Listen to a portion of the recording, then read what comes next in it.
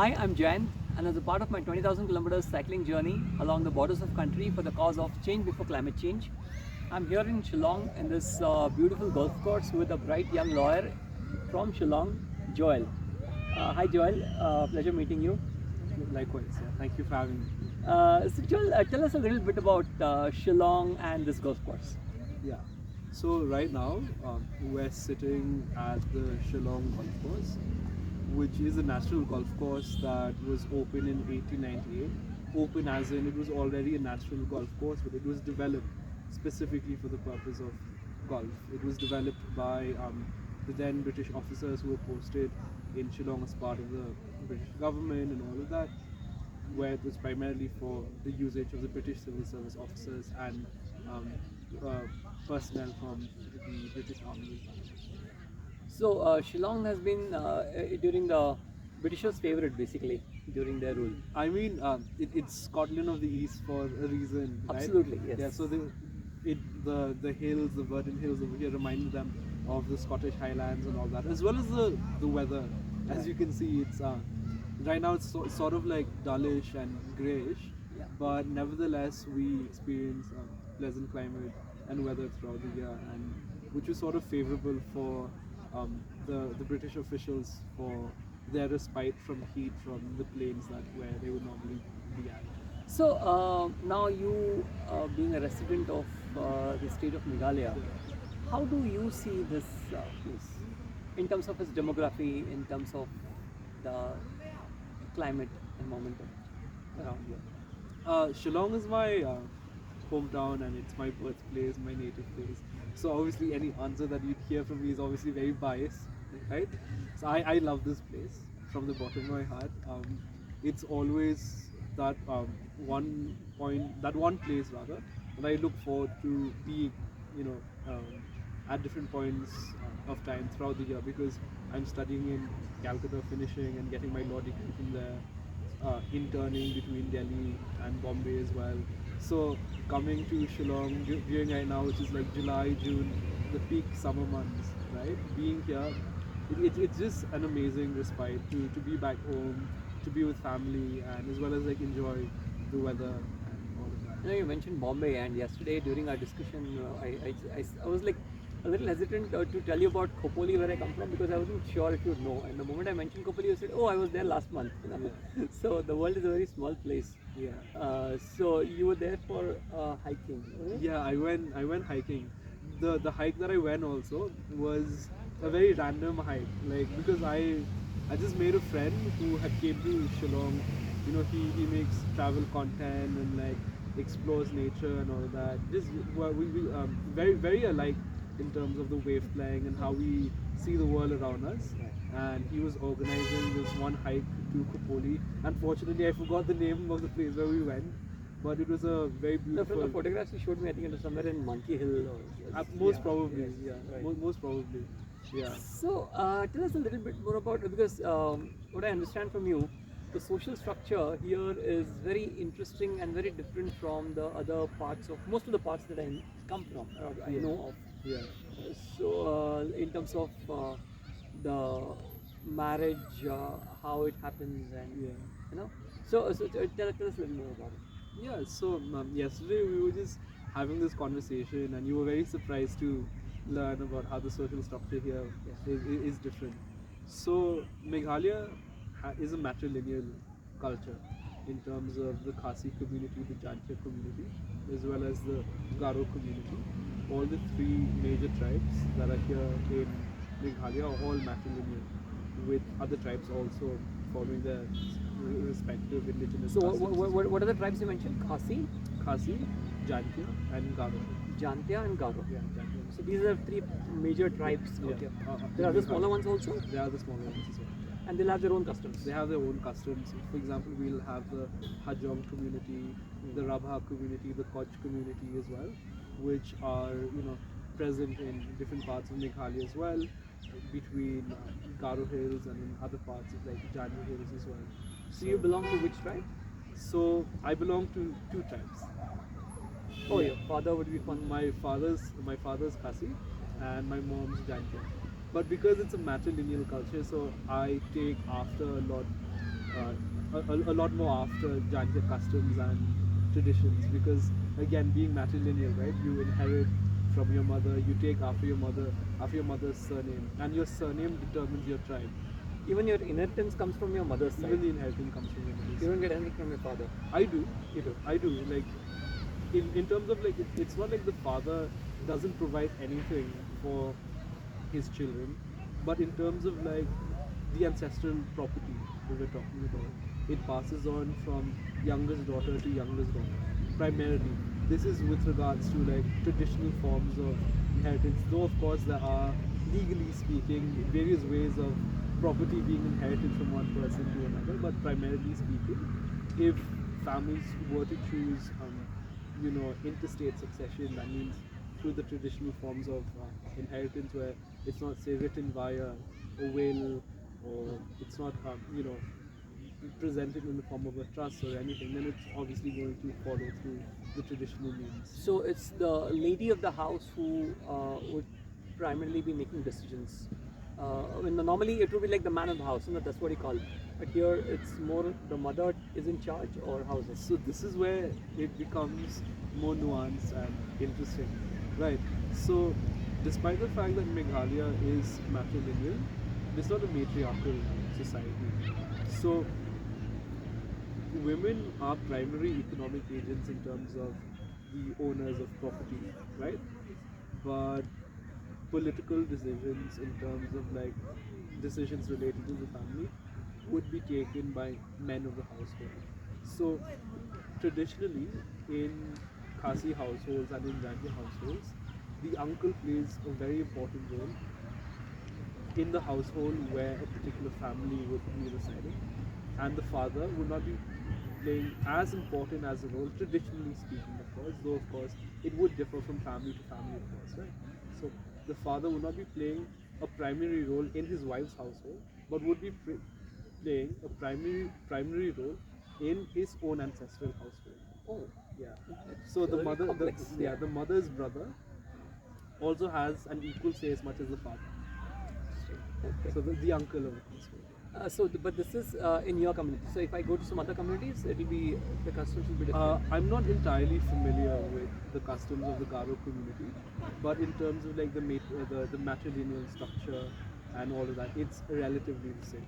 Though of course with, you know, respective nuances that each community, each tribe would have developed, because even within the Khasi and the Jaintia community, there are certain differences. But I can speak from a perspective of both, owing to the fact that I'm exposed to both tribes and both customs and traditions. So if you get married, you will be moving into your wife's house. How would you feel? I mean, you probably But the same question would not be raised elsewhere, right? If, for example, a woman moving into a husband's household. So I think it's the same thing. It's Yeah. it's just an indifferent thought, like, okay, right. Yeah, that's what. as it happens, as it should happen. But yeah, it's maybe if it's, part and parcel of custom. Yeah, maybe it happens differently. Then you would feel. Yeah. very interesting. Yeah, but this of course doesn't. But for example, this would obviously be only if I marry the youngest daughter of any household that I would be going into, right?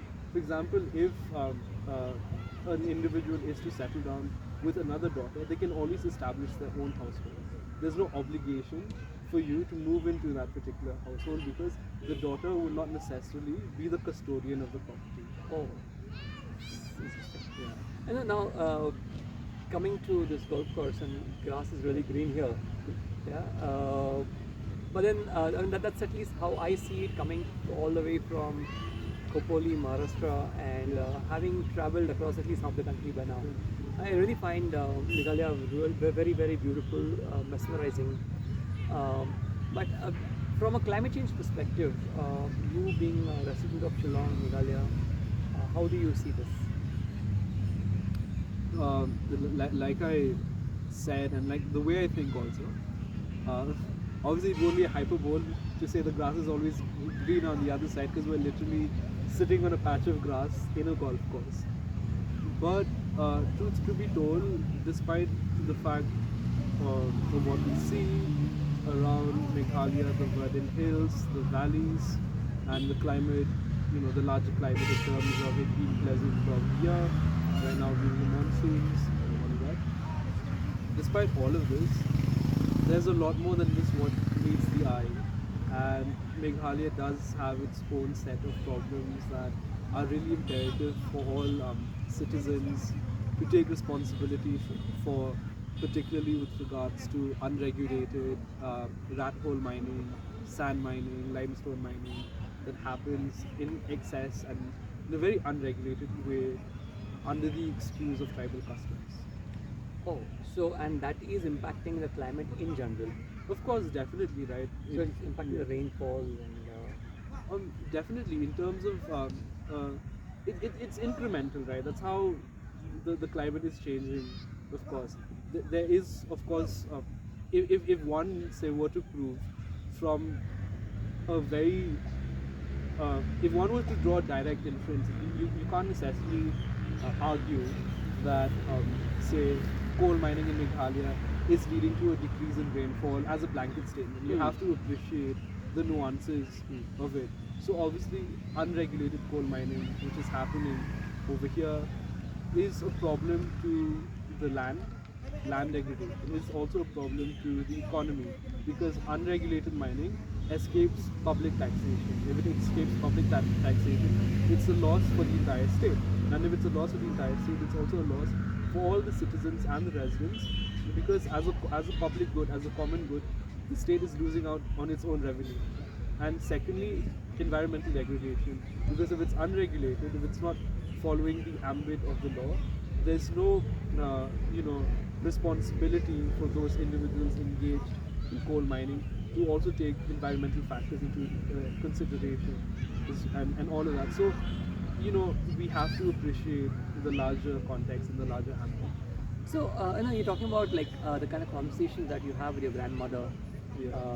about how Shillong was and how probably is now. Yes. How does she see this whole from a climate change perspective? From the way I see it and how conversations with my grandmother would be structured, it would always be over breakfast in the morning or over tea in the afternoon. Most of the time that I would be spending time with my grandmother, it would most of the time be conversations with regards to how Shillong has changed over the years. Her talking about her childhood, her past, and all of that. And from there, those were the opportunities I could draw instances of how the city has changed.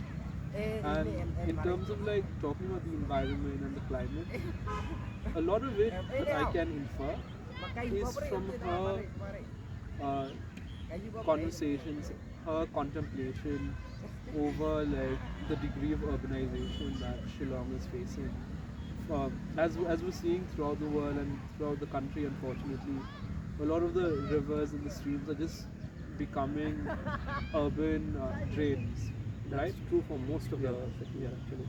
So despite the fact that we have quite a lot of pristine rivers in Meghalaya, such as the Umngot River, which you're also planning as part of your itinerary, right? Yes.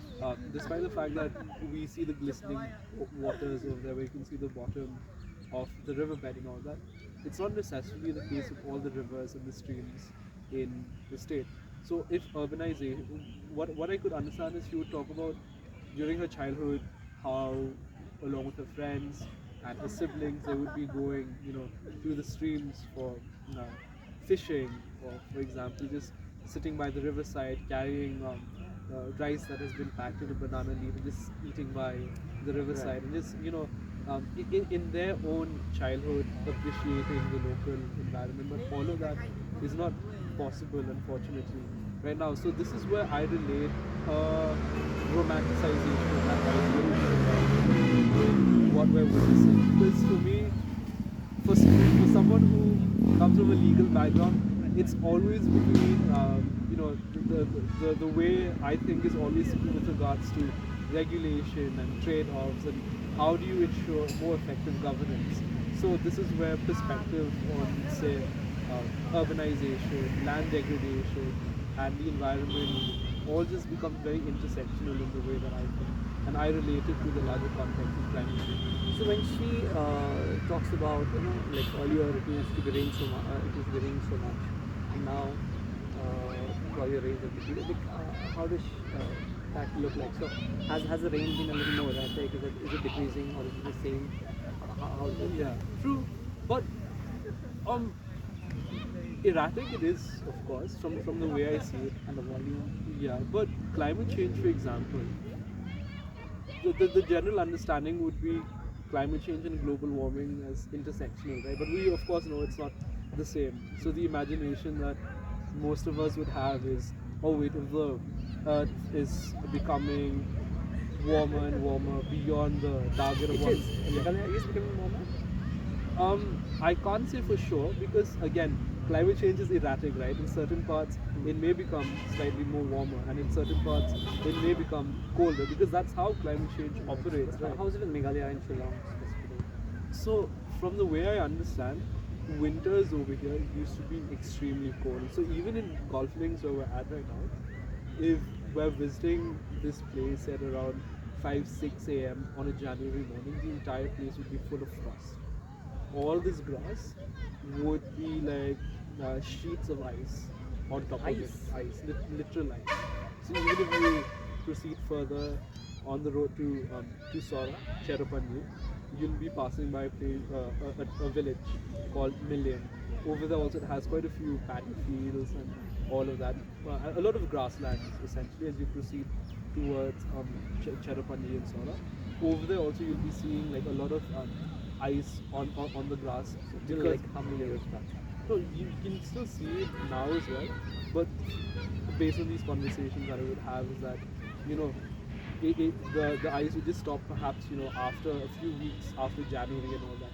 But back then, it would continue for a longer period. I can't say for sure because, one has to experience it. But yeah, like from what I could understand. But in terms of like what Meghalaya is experiencing, right? Garo Hills, as you mentioned, was flooded, Yes. right, in certain parts. So a lot of these obviously have to do with the fact is how the geography is changing, the environment is changing, and a lot of human encroachment into riverbeds Oh, in terms it's of happening here. sand mining, of course, in certain regions of Garo Hills, parts of Assam, the entire northeast. Brahmaputra faces a lot of issues of illegal Right, sand yes, mining. yes, yes. Yeah.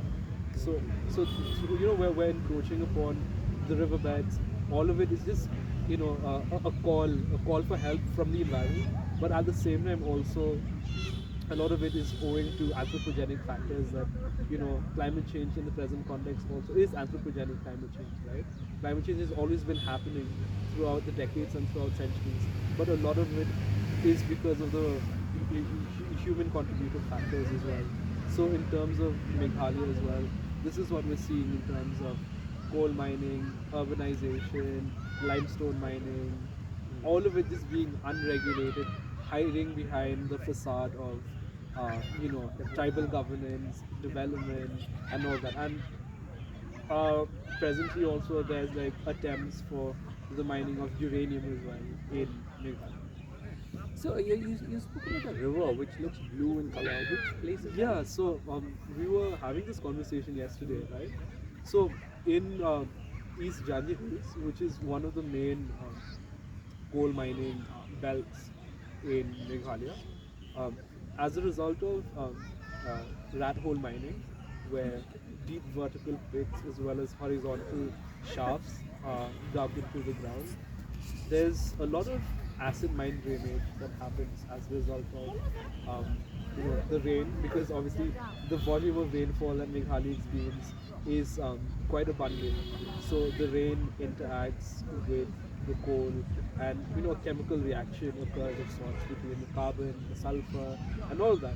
So all of it leads to acid mine drainage, where a lot of the water that ends up concentrating in those deep shafts is acidic, and it seeps into the underground aquifers, and it seeps into the rivers, and Actually causing a it's lot causing a damage. huge problem. Fishes end up floating dead on the river. there have been so many documented instances of the same, and the river is glistening blue. It looks extremely beautiful and pretty, but the sad reality is that it's not owing through natural factors that it's like that, but rather, the pollutants that are in the river. You know, normally the perception is the northeast feels a little isolated, from the main country, India. So you, as a resident of Meghalaya, how do you see this? Um, True, isolation is one thing. You do feel, I mean, that's a fact. No, see, like I said, right, stating it as a fact it won't necessarily be the most accurate way to put it, because that would be a blanket assertion, right? Because my experience, my truth, or my reality won't necessarily be something that someone else has experienced. So I can't speak in that context. But in terms of the history of the Northeast, right? Um, Historically, the Northeast is part of like the larger Indian subcontinent and all that. In 1826, the Treaty of Yandago was signed between the British and Burma because of the Anglo-Burmese War that had happened. So as a result of the Treaty of Yandago, there were like concentrated efforts from the British in terms of their expansion into the Northeast to consolidate their base over here. So historical reasons in terms of the Northeast, as we term it, is part of the larger Indian subcontinent, right? But what people have experienced was that there was a lack of appreciation and understanding for the diversity of the region. And even right now, the experience is that even the term Northeast, scholars would problematize it in terms of it being a monolithic One categorization. You can't categorize the Northeast as a monolith, right? Because you fail to understand its problems, its diversity, and all of that. So, in terms of like common parlance, Northeast is used. But if one is to appreciate, you know, the political reality of the region in terms of geopolitics, the economy, and all that, one would see that it would be highly problematic to just categorize it as an entire monolith, because it's not. We don't necessarily do this to other parts of the country. South India exists, but in terms of talking about a particular region or a particular aspect of South India, efforts are taken to talk about it, whether it's the Telugu context, the Tamil context, or the Malayalam context, right? Or the Kannada context as well.